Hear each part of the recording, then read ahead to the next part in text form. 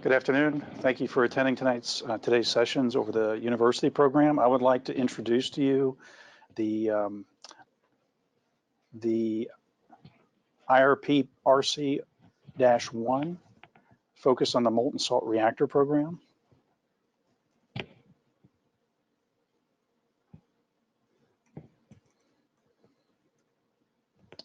Struggling, I can't toggle.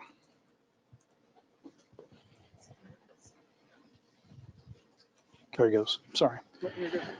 So the first slide is a little history over the MSRE program. It operated at Oak Ridge National Lab from 65 to 69 and as a primary reactor-based experience concentrated on molten salt reactors. These next few slides, I provided a little overview of what the MSRE was to give you a background of some of the interest and experiments that we would like to perform. As you see by the MSRE experiment, it was focused on using uranium-235, 233, and plutonium-239, and a fluoride salt. Many of our reactors today are not only on fluoride salts, but we're looking heavily into chloride salts. We did provide some of that information more specific to the fluoride salt here in the MSRE. It was a thermal spectrum limited breeder reactor, about 7.3 megawatts in power. It ran at about 662 C. The fuel salt here is listed. There's a variance of fuel salts right now that we're looking for, other than the one that was just used in the MSRE. The program was canceled with the liquid metal fast breeder reactor was chosen. There is new interest in the MSR program, which started in 2018. It is focused on both the fast and thermal spectrums, liquid or solid fuel. And it's really targeted for diverse markets: base load electricity generation, process heat applications, desalination, water purifications, and can be also put in remote locations. The scope of work for the RC-1 is focused more on the infrastructure to support the molten salt reactors. Spending some time since 2018, we do not have a lot of the critical needs that we have to have for some of the infrastructure for our program. So we focused this one to make sure that we could start building some of those capabilities and potentially support us in out years and other parts of the program. Proposals are requested to develop and enhance domestic university capabilities to generate high quality data in coordination with DOE MSR campaign and the MSR developers. Emphasis should include the establishment of new or enhanced research infrastructure at universities to broaden the base capability, to provide high quality data for model validation or material property performance, and prepare students to enter the emerging advanced reactor technical field. The development or expansion of the university, industry, and national laboratories irradiation facility is strongly encouraged. This is one of the areas where we show a lot of weaknesses on. Infrastructure support could include, but are not limited to, salt production, characterization and property measurement, and isotope production and isolation. To continue more specific into the needs that we're looking at, I provided some examples here. Many of these programs, like the advanced heat exchangers, are programs that we've been developing or have matured for over the years. So when we're asking for data, it's much more refined and much more detailed than we've done in the past. To ensure proposed infrastructure efforts complement our existing research, specific examples are provided below. In addition to these examples, other proposals enhancing the domestic MSR research infrastructure are welcome. I provided one here with thermal hydraulic simulations, MSR code validations with appropriately scaled fundamentals, SET or MET experiments that complement those that have been or can be conducted at suitable existing integral facilities. As I said before, advanced heat exchangers, we've done a lot of work in that in the last 10 to 15 years, but they need to be much more specific to the salt nature and the corrosive nature specific to MSRs.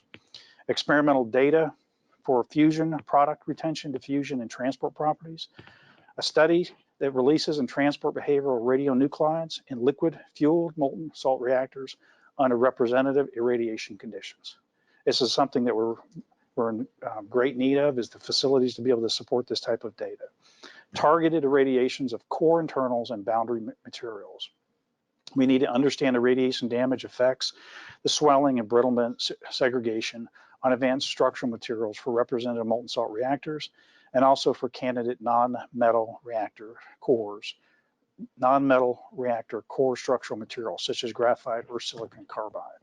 Now, although I've provided these handful of experiments, we are looking at other types of experiments that can enhance the MSR and complement our program. One of the areas that I would like to just reemphasize to make sure it's clear that we're looking at new and existing structures, not just one or the other, to handle these varieties of experiments. The federal POC for this is myself, first name on there, Brian Robinson. My technical POC, who should be dialed in for questions, is Luke Walls. I put contact numbers there, which you can reach out to me if you would like any amplifying or additional information. We'll take questions.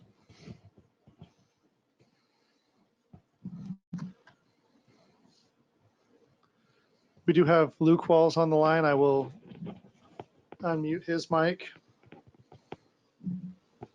Lou, are you there?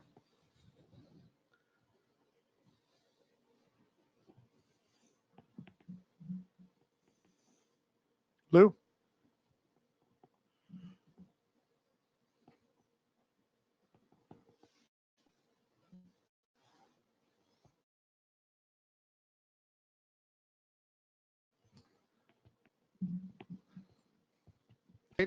Meanwhile, please do submit your questions in the question box on the GoToWebinar application.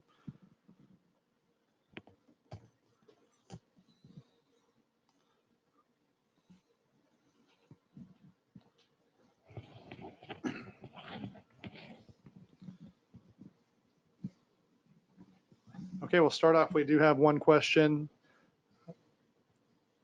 How many cooperative agreements are expected under this work scope? I anticipate making one award for this.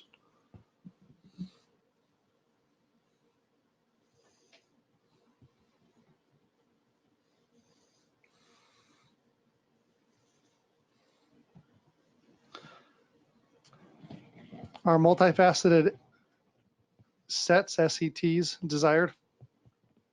Yes, that's exactly what we're looking for. I would ask that when you do submit that type of work, and you do something multifaceted, you need to describe it in great detail so we can understand the interaction, the complements, and how they interface. How is this different from an infrastructure proposal? It's not just an infrastructure proposal. If you're doing something that is going to be new, it could be concentrated on infrastructure. But if you're doing something on enhancing capabilities, for instance, go back to what I was talking about earlier with a heat exchanger, you could be saying our infrastructure wants to support the development of a new molten salt heat exchanger, and that heat exchanger takes these design efforts, and that design efforts has to have this infrastructure. So it's much more wide in its scope than just an infrastructure IRP. Are collaborations with international partners encouraged? We have looked at putting international partners in here. Unfortunately, we do have some issues that are arising now. We've taken that out. We'll look it through the proposal, but it will be on a case-by-case basis depending on who those partners are. Are there mechanisms to connect groups with a relatively small scope to a larger working group on a collaborative proposal? There are mechanisms to do that. This IRP is not one of them. Those mechanisms really need to be generated from either industry or the university to create those opportunities. There may be some additional information that you could get from our services through INL, like GAIN, or I know we do have some sort of concierge service or bringing people together at Idaho. So that may be something we could explore. Someone else may have some additional information on that other than me. I'm going to try to loop Luke Walls in. Lou, are you there? I'm here. Can you hear me? We can hear you now. Okay, excellent. Are there any additions to the questions that have already been answered that you'd like to add your comments to? No.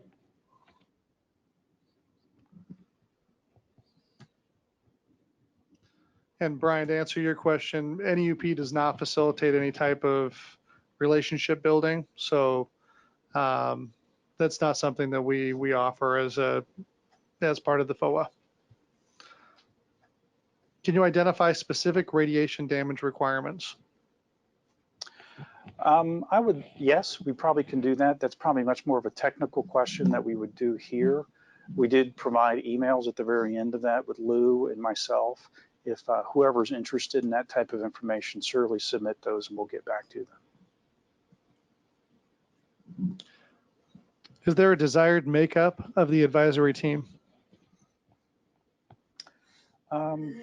There's not a desired makeup. I don't believe so. I support a much broader breadth of university and collaborations with industry. We have seen proposals in the past that will have sometimes they don't have multiple universities on them. They don't have a broad breadth of experience and they don't have a technical background and awareness of what industry is wanting. So I would really support a much broader in depth in that. Are the enhanced university capabilities described in the call allowed to be developed at an industry partner's facility? That is totally under the discretion of the university and their partners. We will not control that. We would just be reviewing their proposal for its process. While we wait for further questions, Lou, anything you want to add to the discussion in general? No, I think he's answered the questions very well. We'll hold on the line for about 15 to 20 more seconds to see if we receive any more questions.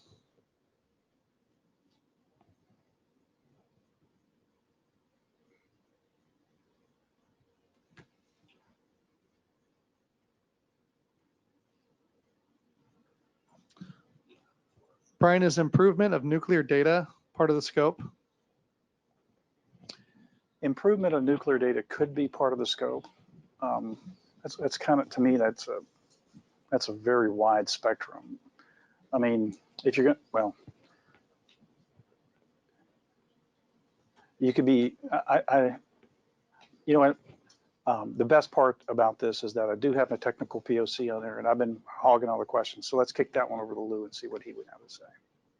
Yeah, yes, I think it would be very good to be able to address specific questions about cross-section information for molten salt reactors, driving down uncertainty and analysis by specifically looking within a certain spectrum at certain salts and isotopes and structures.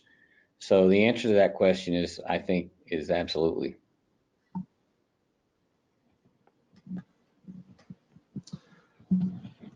Is the intention that the capabilities developed here become part of the NSUF user facility community? It's not our intention, but that certainly is an opportunity that if somebody wanted to take this infrastructure and continue to build on it for a larger system that could support NSUF, that would be fine. But it is not our intention to have that being driven in that direction. Okay, those are all the questions we have. Thank you, Brian. I do want to remind everyone on the line here that IRPs do have special requirements. Please do refer to the FOA when it's released to understand those requirements. They do not include a pre-application, but there are specific requirements about teaming, including a requirement to have multiple universities. So anybody who is planning on applying here, please do read through those special requirements.